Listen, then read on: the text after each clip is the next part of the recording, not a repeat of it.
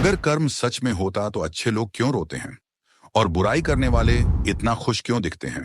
कभी कभी लगता है कर्म एक इल्यूजन है, एक कंफर्ट जोन जिसमें हम अपना दर्द जस्टिफाई करते हैं। लेकिन सच क्या है? कर्म एक डिवाइन जस्टिस है या एक इनविजिबल साइकोलॉजिकल ट्रैप जो हमें खुद से ही सजा दिलवाता है? आज हम देखेंगे कर्म का वो चेहरा जिसके बारे में कोई बात नहीं करता, the dark side of Karma. Subconscious guilt programming. बचपन से सुनते आए हो, अच्छा करो अच्छा होगा, बुरा करो बुरा होगा। लेकिन ये लाइन सिर्फ एक मॉरल लेसन नहीं थी, ये एक डीप सबकॉन्शियस प्रोग्राम बन गया। हर बार जब तुम कुछ गलत सोचते हो, तुम्हारा मन तुम्हें पनिश करता है गिल्ट के फॉर्म में, और तुम सोचते हो ये मेरा पास्ट कर्मा है।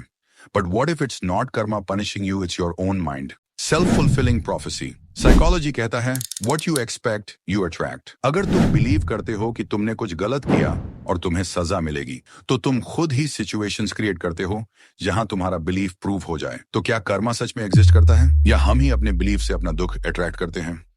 Mental fatigue and moral paralysis. Karma का कॉन्सेप्ट इंसान को कंफ्यूज भी करता है। कभी जस्टिस मिलता ही नहीं, सालों गुजर जाते हैं, लोग थक जाते हैं, ओवरथिंक करते हैं और हर एक्शन के कॉन्सिक्वेंस के डर से पैरालिसिस का शिकार हो जाते हैं। कर्मा से डरना चाहिए या समझना चाहिए?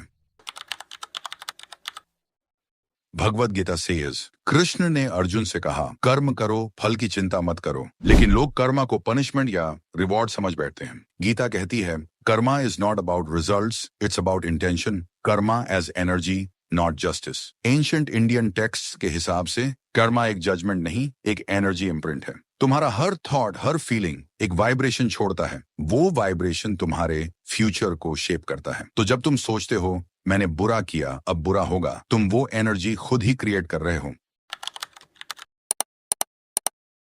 अश्वत्थामा अमर बना दिया गया ताकि वो हर पल गिल्ट के साथ जिएगा। Karna born with virtue but destiny ने उसे रॉन्ग साइड में डाल दिया। द्रौपदी प्योर थी लेकिन उसके साथ अन्याय हुआ। तो क्या कर्मा तुरंत जस्टिस देता है या कभी कभी जिंदगी सिर्फ कॉम्प्लेक्स होती है बिना किसी डिवाइन बैलेंस के? जो समझ जाता है कि कर्मा एक लूप है, वो उस लूप से निकल जाता है। गौतम बुद्ध ने कहा let go of desire and you are free. Krishna ने कहा एक्ट बट डोंट अटैच। क्या तुम भी फ्री हो सकते हो या तुम अब भी उस इनविजिबल कार्मिक जेल में हो?